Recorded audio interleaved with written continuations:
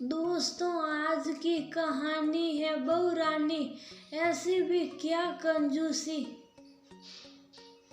दोस्तों, कहानी शुरू करने से पहले अगर आपने चैनल को सब्सक्राइब नहीं किया हो तो कर लीजिए ताकि आपके पास पहुंच सके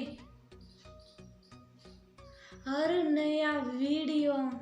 रसोई में जल्दी जल्दी नाश्ता बनाती रीमा का हाथ बार बार अपनी साथी और बंगल के पास के एक छोटे से गांठ पर चली जा रही थी। जाने क्यों 2-4 दिन से एक छोटा सा गांठ जैसा महसूस हो रहा था।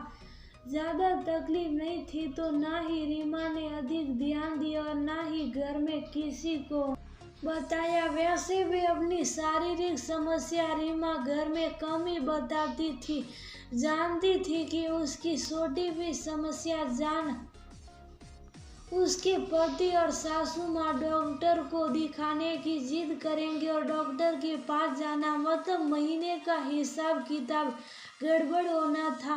आखिर 2 बेटियों की माँ थी रीमा। पति की सीमित आय में बच्चों की पढ़ाई, उनके भविष्य भी देखना था। लेकिन आज रीमा चाहकर भी अपना ध्यान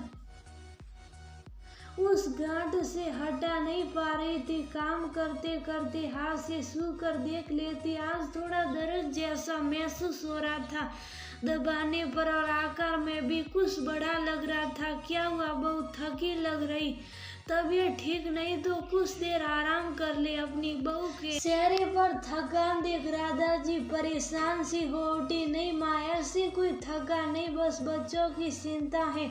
सीखी मिंगी के बोर्ड एग्जाम अच्छे से हो जाए तो मन को सुकून मिले। बात बदलने के उद्देश्य से रीमा ने कहा, इसमें चिंता की क्या बात है, दोनों पढ़ने में होशियार है, देखना अच्छे नंबर लेकर आएगी। सास की बात सुन रीमा मुस्कुरा दी। लेकिन बच्चों की चिंता तो हर माँ की स्वाभाविक चिंता होती है, जो रीमा को भी थी। हर निम्न मध्यम परिवार की तरह रीमा और उसके पति का यही सपना था कि उनके बच्चे पढ़ लिख कर कुछ बन जाए। दोनों बेटियां पढ़ने में होशियार थी और इस बार 12वीं बोर्ड परीक्षा में बैठने वाली थी। उम्र की 40वें साल में आ चुकी रीमा को अब अक्सर कुछ न कुछ शारीरिक समस्या होती रहती। कभी घरेलू इलाज तो कभी पास के नुक्कड़ के पास वाले केमिस्ट से गोली ले वो ठीक हो जाती है। इस उम्र में औरतों के शारीरिक बदलाव होते ही हैं। ऐसे में क्या डॉक्टर के चक्कर लगाना, 2 पैसे बचेंगे तो बच्चों के पढ़ाई के काम आएंगे। हर बार यही बात कर अपनी सास और पति को रोक देती रीमा। लेकिन हर बार ठीक हो जाने वाली रीमा की बीमारी इस बार केमिस्ट की दवाई से भी ठीक ना हुई, बल्कि गांठ में दर्द और इसका आकार बड़ा सा लगने लगा। अब थोड़ी चिंता रीमा को भी हुई। घर में बात पता चलती सब परेशान से हो उठे। ये क्या बात हुई रीमा, कोई अनपढ़ तो नहीं, तुम इतनी समझ तो होनी चाहिए। तो ब्रेस्ट के गांठ कितने खतरनाक होते हैं, इतने दिनों से तुम दर्द बर्दाश्त कर रही हो और हमें बता रही हो। ऐसी भी क्या बचत करना जब जान पर ही बन जाए। रीमा के पति अरुण की नाराजगी जायज भी थी।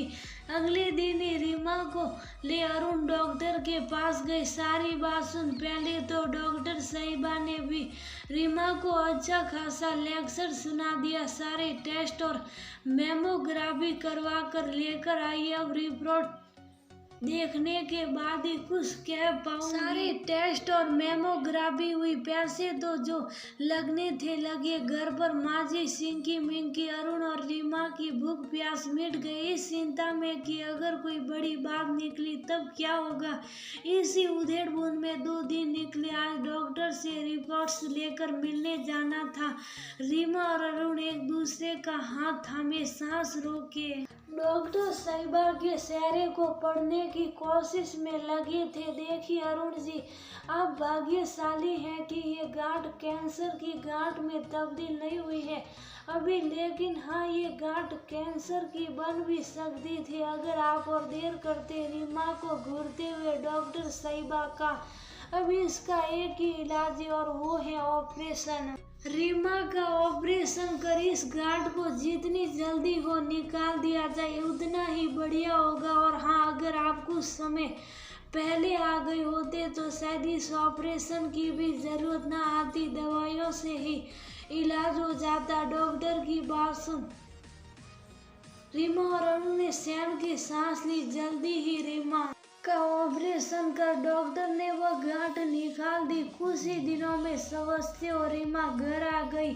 रीमा पैसे बचाना अच्छी बात है, लेकिन अपने स्वास्थ्य के प्रति लापरवाही और अनदेखी कई बार बहुत भारी पड़ जाती है। सोचो अगर कुछ देर और हो जाती तो क्या होता। इस बार ही देख लो, जो 2 पैसे तुम बचाने का सोच डॉक्टर के पास समय नहीं गई और उसका क्या नतीजा हुआ। आखिर दुगने पैसे भी खर्च हो गए और जो शारीरिक कष्ट और घोर मानसिक तनाव हुआ वो अलग। वादा करो आज के बाद ऐसी लापरवाही कभी नहीं होगी। तुम स्वस्थ रहोगी तभी तो अपनी बच्चियों और अपने परिवार की देखभाल कर पाओगी। अरुण के प्यार से समझाने पर रीमा के आंखों में आंसू आ गए। इस घटना के रीमा को भी अंदाजा हो चुका था कि बचत और कंजूसी तभी तक अच्छी है जब तक जरूरी है। अक्सर औरतें यही तो करती हैं, अपनी बीमारी को बेहद हल्के में लेती हैं और बड़ी परेशानी में फंस जाती हैं, जो कि बहुत गलत है। हर महिला को अपने प्रियजनों के साथ अपना भी ख्याल रखना चाहिए। एक परिवार तभी स्वस्थ होगा जब उस घर की महिलाएं भी स्वस्थ हो।